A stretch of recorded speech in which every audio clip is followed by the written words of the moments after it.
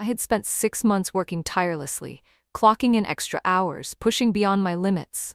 But when I finally asked about my overtime pay, my boss smirked and said, "You really think I'm going to pay you?" Those words hit me like a punch to the gut. I had sacrificed weekends, stayed late every night, and even missed my best friend's wedding just to meet deadlines. And now, after months of empty promises, I was being mocked for expecting what I had rightfully earned. My name is Emily Carter, and at 27, I had landed what I thought was my dream job at Titan Corp, one of the biggest marketing firms in the city. The role was intense, but I was ambitious. I wanted to prove myself. From the very first month, I noticed something odd. Overtime wasn't automatically calculated into my paycheck. "Don't worry," my boss, Richard Moore, had reassured me, flashing his expensive Rolex. "It'll all balance out. Just keep giving your best, and we'll take care of you."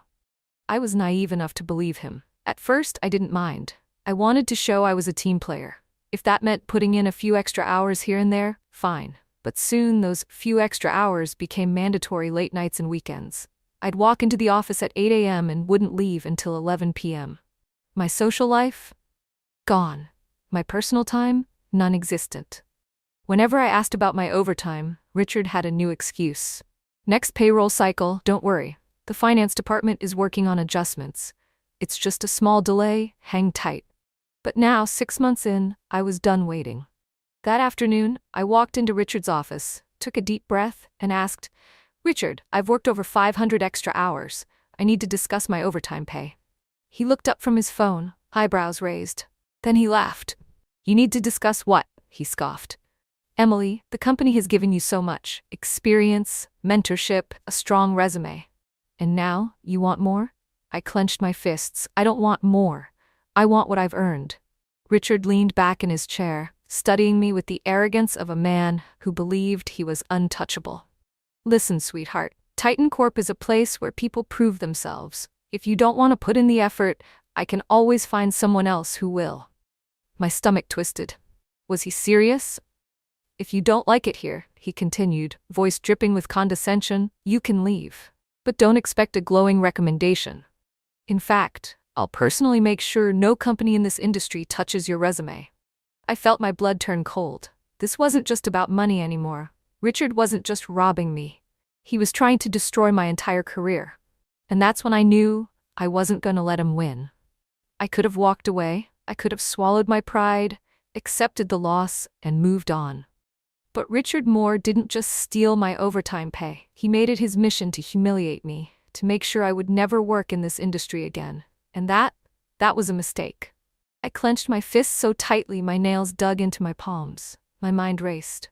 Was this how things worked? You give everything to a company and in return they strip you of your dignity, your money, and your future?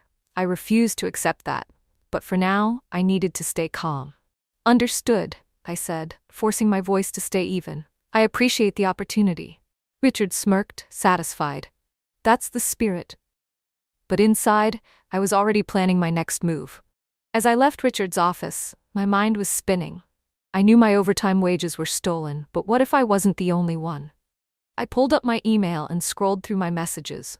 Over the past few months, I had seen whispers among my coworkers, jokes about working late for experience pay, about bonuses that never materialized. At the time, I thought it was normal office banter. Now, I realized it was something much worse. I sent a few casual texts to trusted colleagues. Me, "Hey, random question, have you ever been paid for your overtime?" Coworker 1, "Lol. Good one. Nope. Moore says we should be grateful." Coworker 2, "Girl, if you figure out how to get that money, let me know. I'm owed thousands." Coworker 3, "Wait. I just checked my pay stubs. Holy crap, this is theft." A knot formed in my stomach. It wasn't just me. Richard wasn't just a greedy boss. He was running a systematic wage theft operation. The next morning, I walked into the office, acting normal. No one could know what I was planning. But Richard wasn't done with me yet. Before lunch, an email from HR popped up in my inbox. Subject, urgent, employment review. I clicked it, my heart pounding. Effective immediately, your performance is under review due to multiple complaints regarding work ethic and team collaboration. Your access to company accounts will be restricted until further notice. Please meet with HR at 3 p.m. I felt my stomach drop. Complaints? I knew what this was. Richard was trying to discredit me. He wasn't satisfied with stealing my money. He wanted to crush me completely. Beneath the email was a CC list. HR Director Richard Moore. Every executive in the company. He wanted to make sure that no one would ever take my side. But he had underestimated me. I calmly closed the email and picked up my phone, dialing, "Hello? Hi, this is Emily Carter. I'd like to report a case of wage theft at Titan Corp." Let the real battle begin. Richard Moore thought he had won. He thought he could erase me with a single email, cut me off from the industry, and move on like nothing ever happened. But what he didn't know, I had just begun to fight. I sat at my desk, staring at the email, feeling the white-hot rage simmering beneath my skin. Every fiber of my being wanted to storm into Richard's office, call him out in front of everyone, demand justice. But that's exactly what he wanted me to do. No, if I was going to take him down, I had to be smarter than that. I took a deep breath, my hands shaking as I calmly logged into the company's payroll system. Richard had already revoked some of my access, but he had underestimated how much information I had already saved. I scanned through files, searching for discrepancies. It didn't take long. Hundreds of hours of unpaid overtime logged under multiple employees. Payroll adjustments marked as performance deductions with no justification. A spreadsheet labeled efficiency program showing salary reductions disguised as cost-cutting incentives. Richard had built an empire on stealing from his employees. And I had the receipts. My hands trembled not from fear, but from pure adrenaline. I wasn't just going to expose him. I was going to burn his empire to the ground. I grabbed my phone and texted my most trusted colleagues. Meet me at lunch. Bring your pay stubs. At noon, we gathered in a quiet cafe across the street. 5 of us, all victims. Sarah, an account manager, showed me her documents first. I worked an extra 150 hours last quarter, not a single penny paid. Jake, a marketing assistant, frowned. I was promised a year-end bonus. Turns out it was reallocated to company development. One by one, they shared their experiences, each one more infuriating than the last. By the time they finished, we were no longer just disgruntled employees. We were a team on a mission. Just as we were about to leave, my phone buzzed. New email. Immediate termination notice. I stared at the subject line. I clicked it open. Effective immediately. Your employment at Titan Corp is terminated due to insubordination, violation of company policies, and unauthorized access to company data. Please vacate the premises by the end of the day. Security has been notified. I clenched my jaw. That bastard. Richard knew I had something on him. He was trying to silence me before I could act. What he didn't know? He had just given me complete freedom to go nuclear. I turned to my team. If we're going to do this, we have to do it right. Step 1. The legal strike. We filed a formal complaint with the labor board, submitting every piece of evidence we had. Wage theft, falsified payroll records, illegal contract breaches. It was all there. Step 2. The media bombshell. Sarah's husband worked as a journalist. Within hours, we had an anonymous exposé lined up. The headline? Titan Corp's dirty secret, the CEO who stole from his own employees. Step 3. The employee rebellion. By the end of the day, over 30 employees had joined us, each with their own horror story. Richard's empire wasn't just cracking, it was collapsing. The next morning, I woke up to chaos. Breaking news. Major corporate wage theft scandal rocks Titan Corp. Richard's face was plastered all over the internet. Employees were leaking internal emails, screenshots, voicemails. By noon, the company's biggest client pulled out. By 3 p.m., the stock price plummeted. By 6 p.m., Richard was on an emergency Zoom call with the board. And by 8 p.m., security escorted him out of the building. Fired, publicly humiliated, and under federal investigation. I watched the footage on my phone. Richard, face pale, walking out of Titan Corp with nothing but a box of his belongings. I couldn't help but smirk. Then my phone buzzed. Incoming call, unknown number. I hesitated before answering. Hello? A deep voice responded. Emily Carter? Yes? I'm calling from Summit Global. We've been following your situation closely. We'd like to offer you a position on our executive team. Are you available for a meeting tomorrow? I grinned. Yes, I'm available. Revenge wasn't just about taking Richard down. It was about rising higher than he ever could. Richard Moore was finished.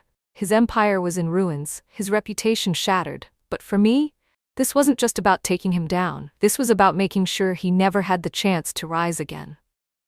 I arrived at Summit Global's headquarters the next morning, my heart racing.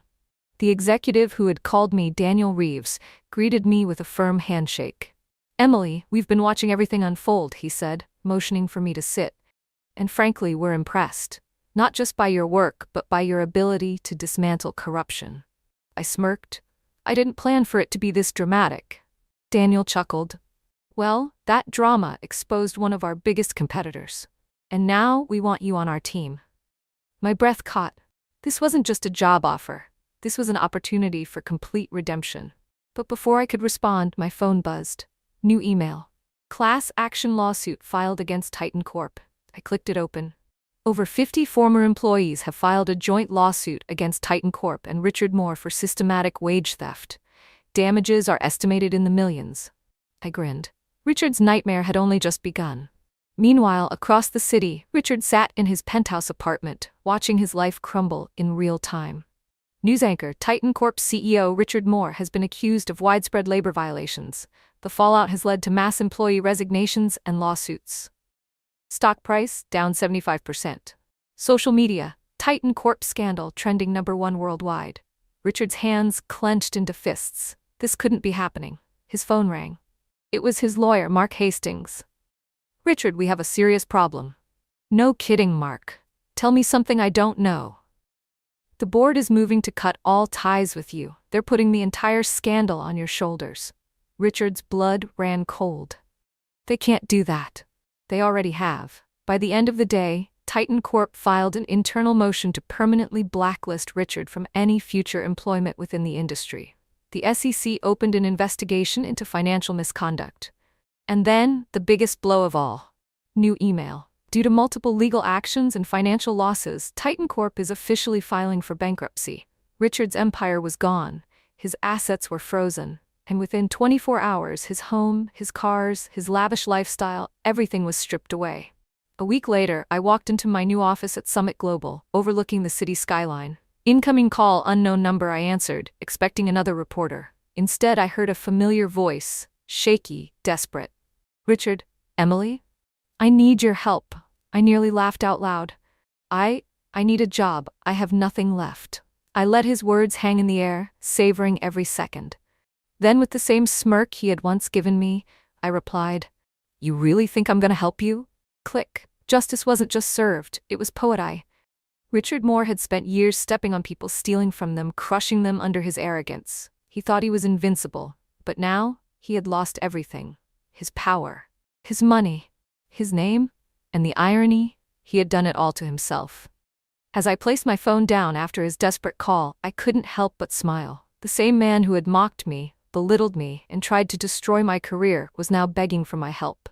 But Richard's downfall wasn't just personal, it was public, irreversible, and completely humiliating. In the weeks following Titan Corp's demise, the scandal exploded. Breaking news. SEC expands investigation into Titan Corp fraud. Former CEO Richard Moore facing criminal charges for wage theft and tax evasion. The more investigators dug, the worse it got. Millions in business expenses were actually personal luxuries, yachts, private jets, 5-star vacations. Titan Corp had falsified financial reports for years, dodging taxes. Over 50 employees filed lawsuits, demanding millions in unpaid wages. The board of directors publicly blamed Richard for everything, distancing themselves as fast as they could. Investors pulled out. The company's last remaining clients terminated their contracts. Titan Corp's stock price plummeted to zero. Within a month, the company officially declared bankruptcy. Richard wasn't just disgraced, he was being erased. At Summit Global, my story had turned me into something of a corporate legend. "You exposed one of the biggest scandals in the industry," my new boss, Daniel Reeves, said. "That's not just impressive, it's invaluable." Not only was I hired, but I was offered a leadership role. Vice President of Corporate Ethics and Employee Rights, a position created just for me. I had gone from an exploited employee to an industry leader. And Richard, he was still falling. Even as his empire crumbled, Richard refused to accept defeat. At first, he hired a high-powered legal team to try and fight the allegations. But there was too much evidence. The lawsuits piled up. The investigations intensified. With no options left, he made a desperate move. He tried to liquidate his assets and flee the country, but the government was one step ahead. Breaking news: ex-Titan CEO Richard Moore arrested, attempting to flee the country. Richard Moore indicted on multiple fraud charges, trial set for next month. I read the headline over my morning coffee, letting out a small chuckle. He really thought he could just walk away? Not this time. Months later, I was walking through downtown when I saw a familiar figure. At first, I almost didn't recognize him. Gone was the confident, arrogant CEO in his tailored suits. Instead, he wore an oversized coat, his hair unkempt, his face hollow from stress. He wasn't walking with purpose anymore. He was dragging himself, a man completely defeated. For a moment, our eyes met. His expression, a mix of recognition, shame, and something else. Desperation. He hesitated, as if debating whether to say something. Then, with visible reluctance, he took a step toward me. "Emily," he said, his voice hoarse. I raised an eyebrow. "Richard, I need help." His voice cracked. "I lost everything." I tilted my head. "You don't say." He exhaled shakily.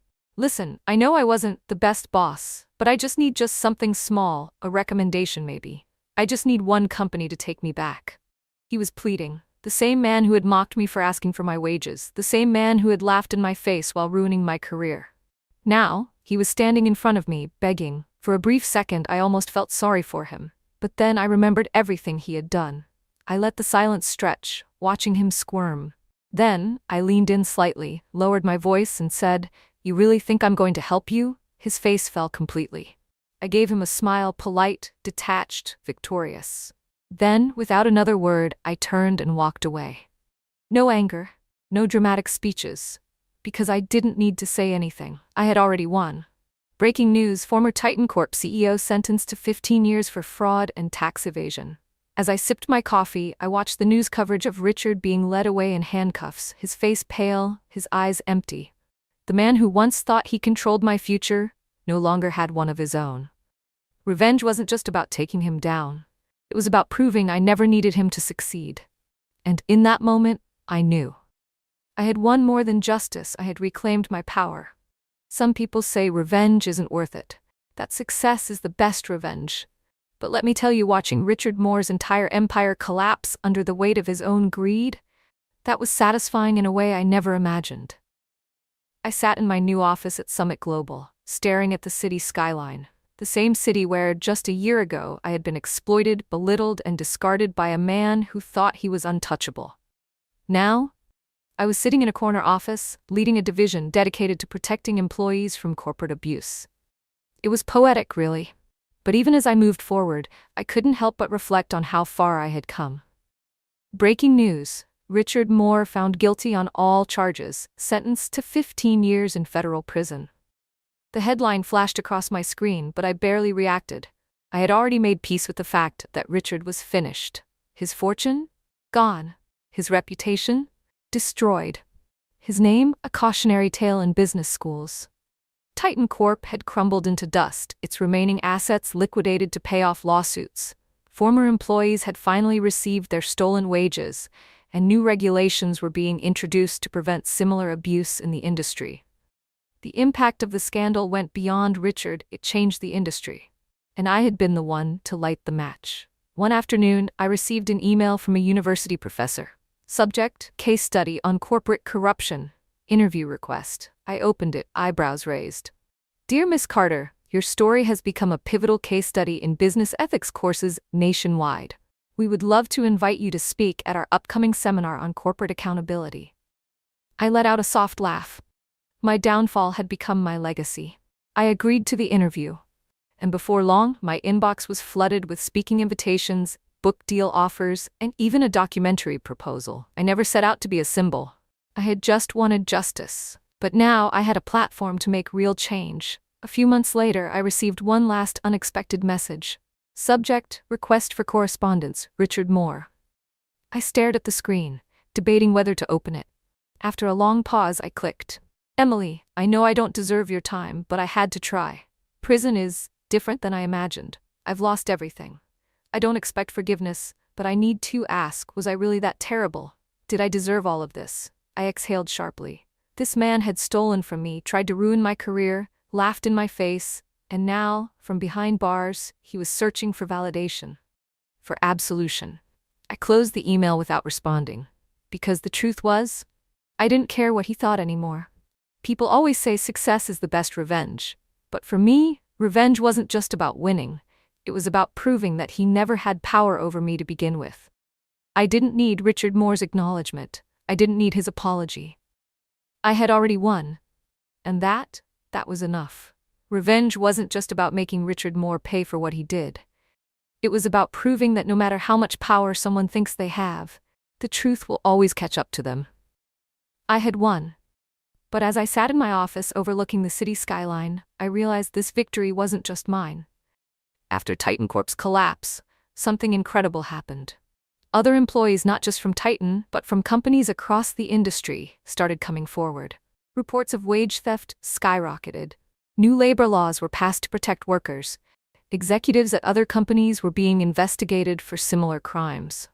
One scandal had turned into a movement. I started receiving messages from people I had never met.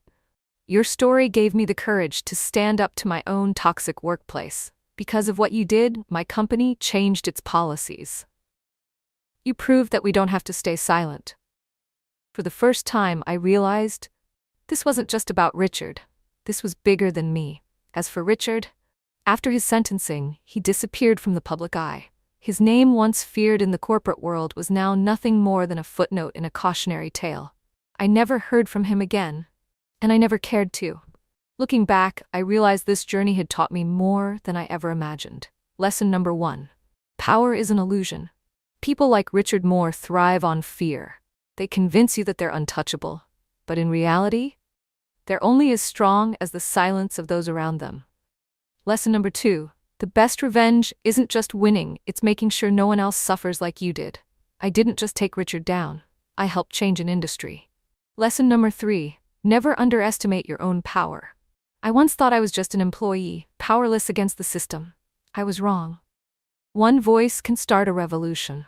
My story wasn't just a personal victory, it was a new beginning. I had spent years working for others. Now I was ready for something bigger. So I did the one thing Richard Moore never saw coming. I launched my own company, one that put employees first, one that valued people over profits, one that Richard could never have built because he never understood true leadership. As I stood in my new office, I knew this was just the beginning. If someone tries to take everything from you, make sure they lose even more. Power is temporary, but integrity lasts forever. No matter how dark things seem, the truth always comes to light. The best revenge isn't just watching them fall, it's making sure you rise even higher.